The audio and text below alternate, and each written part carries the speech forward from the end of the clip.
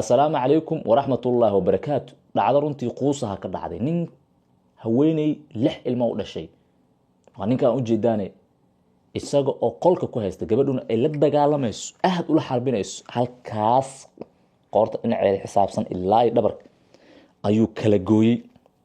dhaawac weyn halkaana sidoo kale qalliin ayaa ka muuqda gabadha laakiin sida oo ay tahay maadaama ay u jeedo ninka inuu nafta inuu dhaafiyo uu rabo waa xarbisay isla gadgadoonkiina waxay keentay in ilaahay uu ka soo gaarsiiyay dad aaga ka dhawaa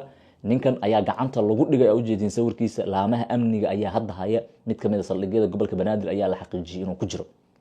ninkan falka waxa uu ka geystay degmada Yaaqshiid laanta Heegan ee Sanca isbitaalka weyn ee Furqaan la yiraahdo agtiisa waxaana la yiraahdaa magaciisa Maxamed Cabdulqaadir Khaliif halka gabadha uu dhibaatada gaarsiiyay ee lixda caruur inuu dhashay la sheegay in la yiraahdo Naciima Cabdullaahi Cumar waxa aan ka hadlay Telegramka ay yeelan ayagoo ay tus itaabsi ah runtii laakiin arin yaab leh ayaa ah in ninkan uu isagu ku doodayo in gabadha uusan ugu talagalay inuu dhibaatadan gaarsiiyo hase yeeshee isagu uu ahaa nin isdifaacay dhaawacaasna iyada isku geysatay sidoo hadalku u dhigay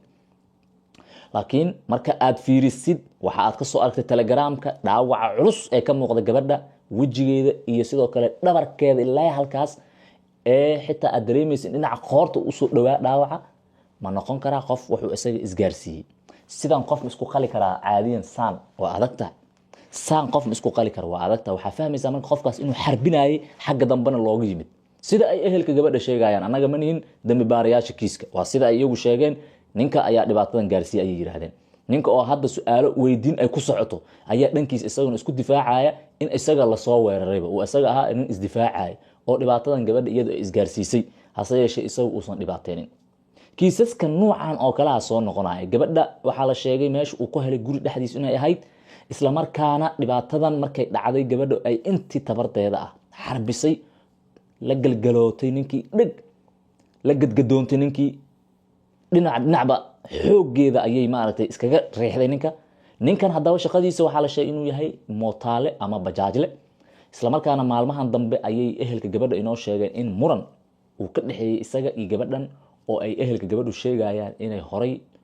u ahaayeen lamaane balse hadda nolosha ku kala tagay arimo ilmaha ku saabsan miyaa muranka ma muran wax kala oo maaragtay isafgaaridaha ma kala cadda laakiin lix caruur inay isku dhaleen ayaa labadan lamaane la sheegay kiisaska noocan ee ku aadan lamaanayaasha dhibaatooyinka dhaxdhacaya maalmahan waa laga nasanay dib u soo noqoshadooda wax weyn oo quusa ay ka turjumaysaa oo degdeg in looga tagaa waana tan keentay in markiiba talaab degdeg laga qaaday gacanta lagu soo dhigay eedeysanaha oo hadda gacanta laama amniga ku jira marka wixii ka soo kordha idinka ayaa u horeeyay laakiin gacal iyo sokeeyahaaga ayaa nafta ku dhaafi kara mararka qaarkii qof aadan ka filaynin ayaa kugu soo laaba kara mararka qaarkii qof aad ka filaysay ayaa ku dhibaatay kara marka qof la haaminaya malaha. Assalaamu calaykum.